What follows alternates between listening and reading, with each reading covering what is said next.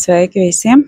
Pie manis griezās sieviete uz konsultāciju ar tādu problēmu, kā nevarēšanu ielikt video, nevarēšanu izpausties. Biznesiņš jau ir, bet nekādīgi nevar paplašināt šo te.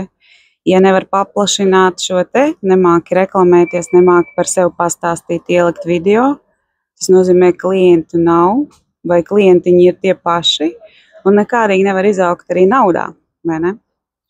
Ko tas nozīmē? Tas nozīmē tāda kā iestrēgšana, un ir divi varianti. Vai nu tu vēlies būt iestrēgusi un samierināties ar to, kā ir, vai arī tu vēlies augt. Te nu es viņai parādīju, kāda emocija tieši viņu traucē un kas ir viņas pats svarīgākais gala punkts, gala mērķis, ko viņa pat dzīvi vēlas.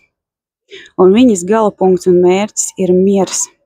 Miers un miers ģimenē. Tas ir tas, ko viņa meklē visvairāk šajā dzīvē. Un kamēr šī destruktīvā emocija dzīvo vēderā, viņa ķermeņu daļās, viņas šīs emocijas ir sajūtamas, pat kurā ķermeņa daļā viņas ir. Tamēr šis te miers vispār nekad nebūs iespējams. Un tā arī viņa skries kā vāverīte pa dzīvi, censdamās izdabāt, censdamās paspēt, censdamās būt gan biznesā, gan mājās, gan mamma, gan sieva. Meklējot šo te mieru, kas viņai ir vajadzīgs visvairāk. Un vēl vairāk šī te destruktīvā sajūta viņai traucē darīt viņas lietu. Jo katru reizi, kad ir jātaisa video, šī sajūta viņai noklājās un pārklājās un pārņem visu ķermeni. Un tāpēc cilvēks nekad nevar būt mierīgs, brīvs, plūstošs. Tas pat bloķē radošumu.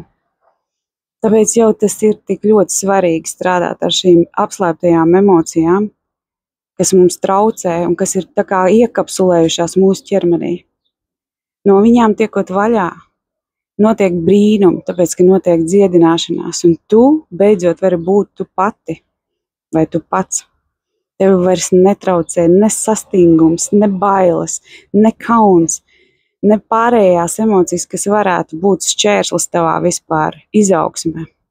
No tām tiekot vaļā, tu vari ļoti, tādu lielu lēcienu diezgan uztaisīt savā nākotnē, savā biznesā, izaugsmē un karjerā.